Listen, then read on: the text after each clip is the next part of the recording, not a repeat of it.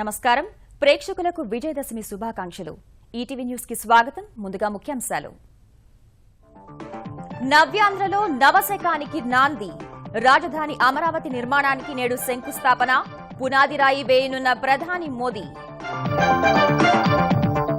మహత్తర ఘట్టానికి కనీ విని ఎరుగని రీతిలో ఏర్పాట్లు హాజరు కానున్న దేశ విదేశీ ప్రముఖులు ప్రత్యక్షంగా 1,00,000 మంది వీక్షించేలా వేదికలు 14,000 మంది పోలీసులతో భద్రత వేదికకు చేరుకునేందుకు ప్రత్యేక ఏర్పాట్లు అతిథులకు కనీ విని ఎరుగని వంటకాలు సాంస్కృతిక కార్యక్రమాలు తిరుపతి విమానాశ్రయంలో అంతర్జాతీయ టెర్మినల్ ప్రారంభించనున్న మోదీ ఐటీ ఇంక్యుబేషన్ కేంద్ర నిర్మాణానికి పునాది రాయి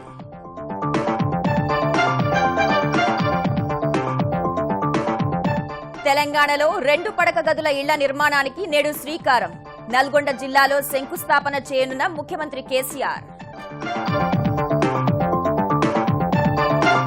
పప్పుల అక్రమ నిల్వలపై కేంద్రం ఉక్కుపాదం దేశవ్యాప్త దాడుల్లో 36,000 టన్నులు స్వాధీనం త్వరలోనే ధరలు తగ్గుతాయన్న జైట్లీ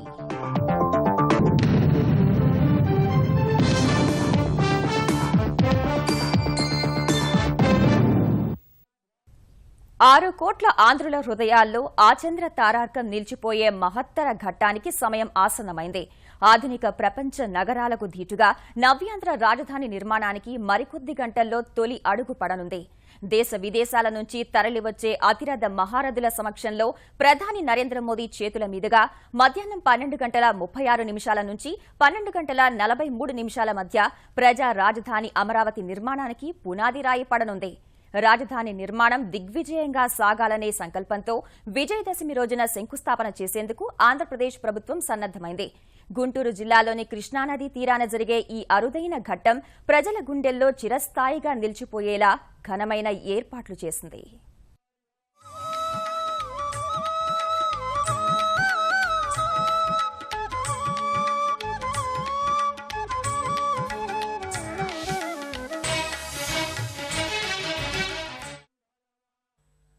నవ్యాంధ్ర రాజధాని అమరావతి శంకుస్థాపన మహోత్సవానికి సర్వం సిద్ధమైంది దేశ విదేశీ ప్రముఖులు అతిరథ మహారథుల సమక్షంలో ఈ మధ్యాహ్నం 12:36 నుంచి 12:43 మధ్య శంకుస్థాపన కార్యక్రమం జరగనుంది ఈ అరుదైన ఘట్టం తెలుగు ప్రజల మదిలో స్థిర స్థాయిలో నిలిచిపోయేలా ఆంధ్రప్రదేశ్ ప్రభుత్వం కనీ విని ఎరుగని రీతిలో ఏర్పాట్లు చేసింది అమరావతికి శంకుస్థాపన చేయనున్న ప్రధానమంత్రి మోదీ గవర్నర్ నరసింహన్ ఆంధ్రప్రదేశ్ తెలంగాణ ముఖ్యమంత్రులు చంద్రబాబు కేసీఆర్ తెలుగు రాష్ట్రాలకు చెందిన కేంద్ర మంత్రులు సహా సుమారు 15 మంది కూర్చునేలా ప్రధాన వేదికను సిద్ధం చేసింది కేంద్ర రాష్ట్ర మంత్రులు దేశ విదేశీ ప్రముఖులు పారిశ్రామిక దిగ్గజాలు కూర్చునేందుకు మరో 2 అనుబంధ వేదికలను సర్వాంగ సుందరంగా తీర్చిదిద్దారు ఈ వేదికలకు ఎదురుగా రాజధానికి భూములిచ్చిన రైతులు వారి కుటుంబ సభ్యులు కూర్చునేందుకు భారీ ప్రాంగణం ఆ వెనకనే సాధారణ ప్రజలు కూర్చునేందుకు మరో అతిపెద్ద ప్రాంగణాన్ని సకల సౌకర్యాలతో నిర్మించారు శంకుస్థాపన క్రతువులో భాగంగా తెల్లవారుజాము నుంచే ప్రత్యేకంగా ఏర్పాటు చేసిన యాగశాలలో యాగం నిర్వహిస్తారు 9 గంటల నుంచి గణపతి హోమం పూజలు మొదలవుతాయి ఈ మధ్యాహ్నం 12:30 శంకుస్థాపన ప్రాంతానికి రానున్న ప్రధాని మోదీ మధ్యాహ్నం 12:30 నుంచి 12:35 వరకు అమరావతి గ్యాలరీని సందర్శిస్తారు అనంతరం శంకుస్థాపన పూజలో పాల్గొంటారు 12:43 నుంచి 12:45 మధ్య ప్రధాన వేదిక మీదకు చేరుకుంటారు 12:48 నుంచి 12:50 మధ్య మా తెలుగు తల్లి గీతం ఆలాపన ఉంటుంది అనంతరం జపాన్ మంత్రి యోసికే తకాగి ఆయన తర్వాత సింగపూర్ మంత్రి ఈశ్వరన్ తమ సందేశాలు వినిపిస్తారు 12:56 నుంచి 1 గంట మధ్య కేంద్ర మంత్రి వెంకయ్యనాయుడు ప్రసంగిస్తారు మాట్లాడే వారి జాబితాలో మొదట తెలంగాణ ముఖ్యమంత్రి కేసీఆర్ పేరు లేనప్పటికీ ప్రధాని కార్యాలయం అనుమతితో ఆయన పేరును కూడా చేర్చారు అనంతరం చంద్రబాబు చివరగా ప్రధాని మోదీ మాట్లాడతారు ఆంధ్రప్రదేశ్ ప్రభుత్వం తరపున అతిథులకు ప్రధానమంత్రి జ్ఞాపికలు అందజేస్తారు అమరావతి శంకుస్థాపనకు Tamil Nadu governor Rosaiah Assam Nagaland governor P B Acharya supreme court న్యాయమూర్తి జస్టిస్ ఎన్వి రమణ జపాన్ మంత్రులు బంగ్లాదేశ్ బెల్జియం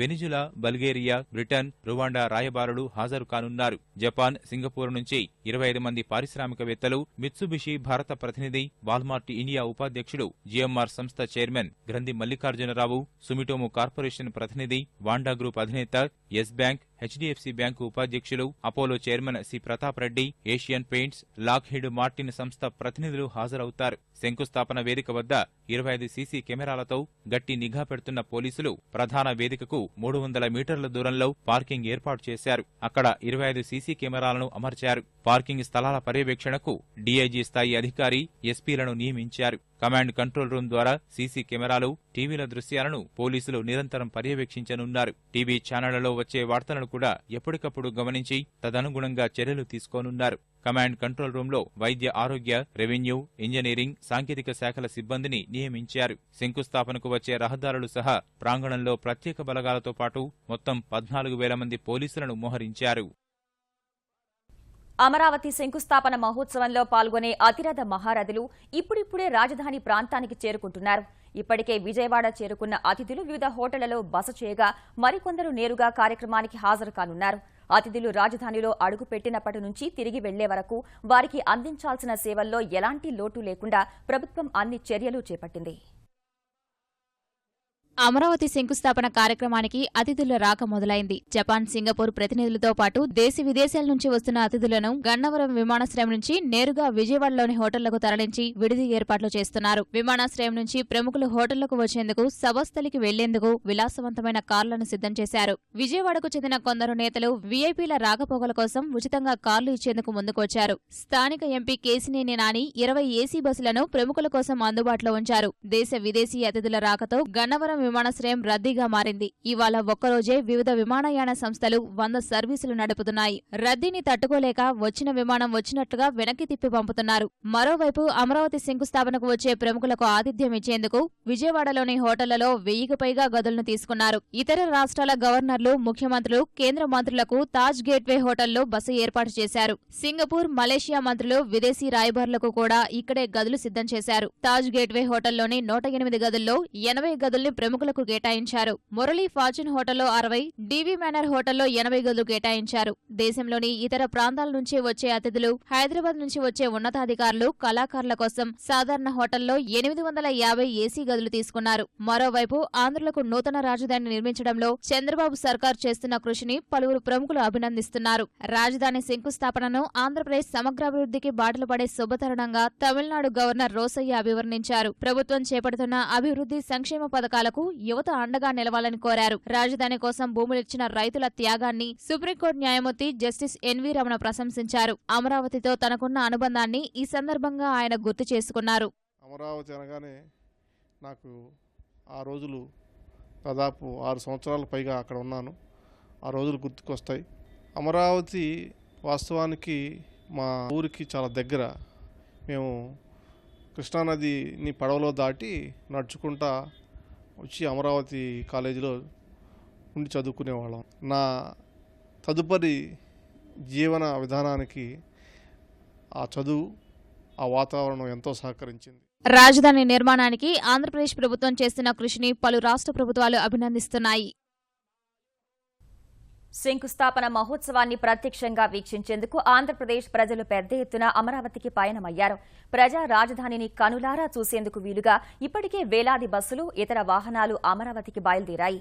పొరుగు రాష్ట్రాల నుంచి బయలుదేరిన ర్యాలీలు సైతం గుంటూరు వైపు సాగుతున్నాయి. రద్దీని దృష్టిలో పెట్టుకుని ఎలాంటి సమస్యలు తలెత్తకుండా పోలీసులు ప్రత్యేక ఏర్పాట్లు చేస్తున్నారు. నవ్యాంధ్ర రాజధాని అమరావతి నిర్మాణానికి శంకుస్థాపన జరుగుతున్న చారిత్రక సందర్భాన్ని ప్రత్యక్షంగా వీక్షించేందుకు తెలుగు ప్రజలు అమితాసక్తి చూపుతున్నారు. ఎన్నో వ్యయ ప్రయాసాల్ని కూడా లెక్క చేయకుండా ప్రజా రాజధాని వైపు అడుగులు వేస్తున్నారు. ఆంధ్రప్రదేశ్లోని వివిధ జిల్లాల నుంచి రహదారి రవాణా సంస్థ బస్సులతో పాటు ప్రైవేటు వాహనాల్లో వేలాదిగా ప్రజలు అమరావతికి బయలుదేరారు. చిత్తూరు జిల్లా 66 మండలాల నుంచి ప్రజలు రాజధానికి పయనమయ్యారు. వీరిలో సాధారణ ప్రజలతో పాటు అధికారులు, ఉద్యోగులు, తెదేపా నాయకులు ఉన్నారు. నెల్లూరు జిల్లా సింహపురి వాసుల అడుగులు అమరావతి వైపు పడుతున్నాయి. జిల్లా నుంచి దాదాపు 20,000 మంది పయనమయ్యారు. జిల్లాలోని 46 మండలాల నుంచి ఆర్టీసీ ప్రత్యేకంగా ఉచిత సర్వీసులు నడుపుతోంది. తూర్పు గోదావరి జిల్లా నుంచి కూడా ప్రజలు పెద్ద ఎత్తున అమరావతికి బయలుదేరారు. ముమ్మిడివరం నియోజకవర్గం నుంచి స్థానిక శాసనసభ్యుడు దాట్ల బుచ్చిబాబు ఆధ్వర్యంలో వేలాది మంది తెలుగుదేశం కార్యకర్తలు, అభిమానులు అమరావతికి పయనమయ్యారు. మిగతా జిల్లాల నుంచి కూడా దాదాపు ప్రతి గ్రామం నుంచి ప్రత్యేక వాహనాల్లో అమరావతికి బయలుదేరారు. ఇప్పటికే వేల సంఖ్యలో ప్రజలు శంకుస్థాపన వేదిక వద్దకు చేరుకుంటున్నారు. ఆంధ్రప్రదేశ్తో పాటు తెలంగాణ, తమిళనాడు, కర్ణాటకలోని తెలుగు ప్రజలు కూడా శంకుస్థాపన మహోత్సవంలో పాల్గొనేందుకు కదలి వస్తున్నారు. బెంగళూరు నుంచి బయలుదేరి రాజధానికి చేరుకున్న తెదేపా ఫోరం ఐటీ నిపుణుల బృందానికి గుంటూరు జిల్లాలో ఘన స్వాగతం లభించింది. చిలకలూరిపేట వద్ద మంత్రి ప్రత్తిపాటి సతీమణి స్వాగతం పలికారు. తమిళనాడులోని తంజావూరుకు చెందిన తెలుగుదేశం నేతలు అమరావతి శంకుస్థాపన కోసం చేపట్టిన మహాకలశ సంకల్ప యాత్రకు నెల్లూరులో ఘన స్వాగతం లభించింది. నెల్లూరు నుంచి యాత్ర ఇవాళ రాజధానికి చేరుకోనుంది. శంకుస్థాపనకు హాజరయ్యేందుకు వస్తున్న వాహనాల కోసం గుంటూరు జిల్లాలో పోలీసులు ప్రత్యేక పార్కింగ్ ఏర్పాట్లు చేస్తున్నారు. నిర్ణీత ప్రదేశాల్లోనే వాహనాలను పార్కింగ్ చేయాలని పోలీసులు కోరుతున్నారు. రాజధాని శంకుస్థాపన వేడుకల్లో ఆంధ్రుల సాంస్కృతిక వైభవాన్ని ప్రపంచానికి చాటే ప్రత్యేక కార్యక్రమాలను ఆంధ్రప్రదేశ్ ప్రభుత్వం ఏర్పాటు చేసింది. శంకుస్థాపన మహోత్సవానికి వచ్చే అతిథులు, ప్రజలకు కమ్మనైన ఆంధ్ర వంటకాలను అందించేందుకు సర్వం సిద్ధం చేసింది. శంకుస్థాపన మహోత్సవంలో భాగంగా ఉదయం 9:30 నుంచి ప్రధాని మోదీ వేదిక వద్దకు చేరుకునే వరకు దాదాపు 3 గంటల పాటు వివిధ సాంస్కృతిక కార్యక్రమాలను ఆంధ్రప్రదేశ్ ప్రభుత్వం ఏర్పాటు చేసింది. తొలుత అమరావతిపై పద్యంతో ప్రత్యేక కార్యక్రమాలను ప్రారంభిస్తారు. రాజధాని కోసం స్వచ్ఛందంగా భూములిచ్చిన రైతులకు కృతజ్ఞతలు తెలిపేలా రైతు వందనం కార్యక్రమం ఏర్పాటు చేశారు. ఆ తర్వాత జయహో జయహో అమరావతి రూపకాన్ని ప్రదర్శిస్తారు. అనంతరం కుమారి అంబిక నృత్యం, శివమణి వాయిద్యం, గరగాటం సురేష్ ప్రదర్శనను ఏర్పాటు చేశారు. ఈ కార్యక్రమాల నడుమ మిమిక్రీ, పాటలు, పద్యాలతో శంకుస్థాపనకు వచ్చే వారిని అలరించే ఏర్పాటు చేశారు. భారీ సంఖ్యలో వచ్చే ప్రజల్ని దృష్టిలో పెట్టుకుని చివర వరుసలో కూర్చునే వారికి కూడా కనిపించేలా 35 ఎల్సీడీ తెరలను ఏర్పాటు చేశారు. ఈ కార్యక్రమాలను ఫేస్బుక్, ట్విట్టర్, యూట్యూబ్లలో 60 సెకండ్ల తేడాలో చూసేలా ప్రసారం చేయనున్నట్లు ప్రభుత్వం వెల్లడించింది. మరోవైపు శంకుస్థాపనకు వచ్చే ప్రముఖులు, అతిథులు, భూములిచ్చిన రైతులు, సాధారణ ప్రజలకు వేరువేరుగా భోజన ఏర్పాట్లు చేశారు. శంకుస్థాపనకు వచ్చే సామాన్య ప్రజలకు మిఠాయిలతో కూడిన భోజనం పొట్లాలు అందించనున్నారు. పులిహోర, చక్కెర పొంగలి, దద్దోజనం, తాపేశ్వరం కాజా, అరటిపండును పొట్లాల రూపంలో ఇవ్వనున్నారు. ఒక్కో పొట్లానికి 60 రూపాయలు ఖర్చు చేస్తున్న ప్రభుత్వం వీటికి అదనంగా మజ్జిగ ప్యాకెట్లు, నీళ్ల సీసా అందించనుంది. ప్రముఖులకు అందించే భోజనంలో చక్కెర పొంగళి, పులిహోర, గారె, పూర్ణం బూరె, అత్యంత ప్రముఖులకు పూర్ణం, ఎండు ఫలాలు, మొక్కజొన్న సమోసా, పళ్ల రసాన్ని చేర్చారు. 125 రూపాయల విలువైన ఈ భోజనాలను 6,000 మంది ప్రముఖుల కోసం ఏర్పాటు చేస్తున్నారు. ప్రధాని మోదీతో పాటు విదేశాల నుంచి వచ్చే అతిథులకు వారి ఆహార అలవాట్లను అనుసరించి భోజన ఏర్పాట్లు చేయనున్నారు. కార్యక్రమానికి సుమారు 1,50,000 మంది వరకు వస్తారనే అంచనాతో భోజన ఏర్పాట్లు చేస్తున్నారు. రాజధాని ప్రాంత అభివృద్ధి కోసం ఆంధ్రప్రదేశ్, జపాన్ ప్రభుత్వాల మధ్య నేడు కీలక అవగాహన ఒప్పందం కుదరనుంది. ఈ ఉదయం 9 గంటలకు ముఖ్యమంత్రి చంద్రబాబు, జపాన్ ఆర్థిక, వాణిజ్య శాఖ మంత్రి యోసుకే తకాగి సమక్షంలో ఆంధ్రప్రదేశ్ ఆర్థిక శాఖ, జపాన్ బ్యాంక్ ఫర్ ఇంటర్నేషనల్ కోఆపరేషన్లు అవగాహన ఒప్పందం కుదుర్చుకోనున్నాయి. రాజధాని ప్రాంతంలో అభివృద్ధి కార్యక్రమాలు, మౌలిక సదుపాయాల కల్పన, విద్యుత్, రహదారులు, ఇతర ప్రాజెక్టుల కోసం ఈ అవగాహన ఒప్పందం కుదరనుంది.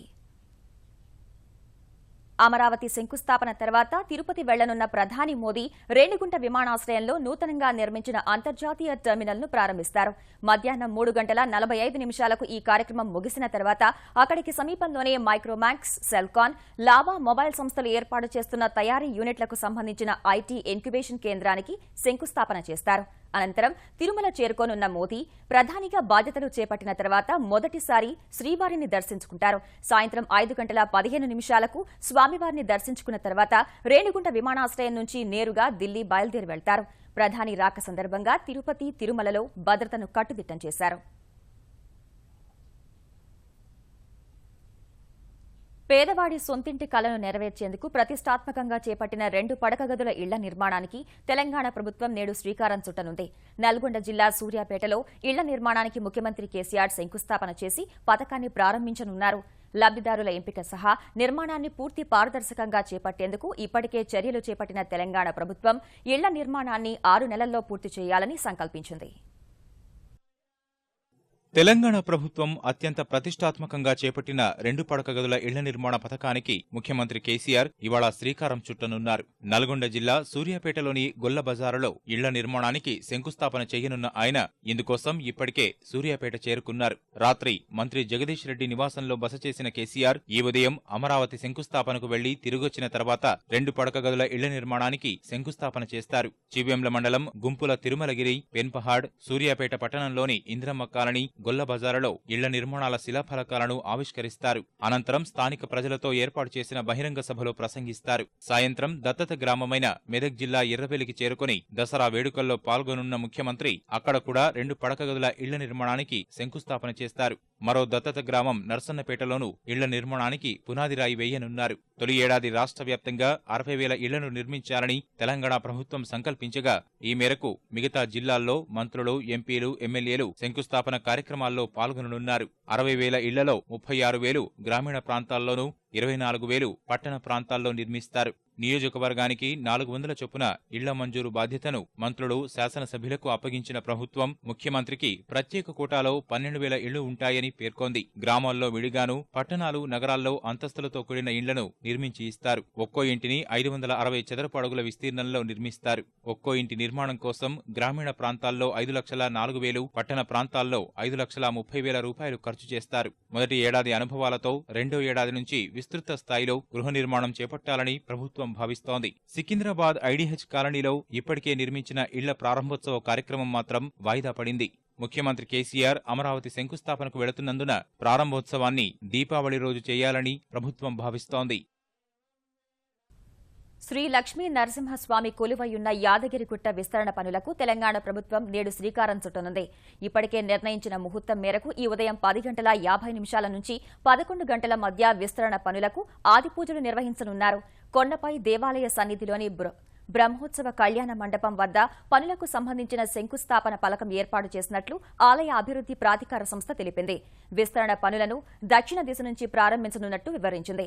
మరోవైపు భక్తులకు పూర్తి స్థాయిలో సౌకర్యవంతంగా ఉండేలా యాదాద్రిని దివ్యక్షేత్రంగా రూపొందిస్తున్నట్లు నమూనా రూపొందించిన నిర్మాణ రంగ నిపుణులు ఆనంద్ సాయి తెలిపారు. ఎన్నో దేవాలయాలను సందర్శించి స్థపతులతో చర్చించిన తర్వాతే యాదాద్రి నమూనా రూపొందించామన్న ఆయన యాదాద్రిని ప్రపంచంలోనే అద్భుత శిల్పకళతో తీర్చిదిద్దుతామని పేర్కొన్నారు. విస్తరణ పనులను ఏడాదిన్నరలో పూర్తి చేసే విధంగా కసరత్తు చేస్తున్నట్లు వివరించారు.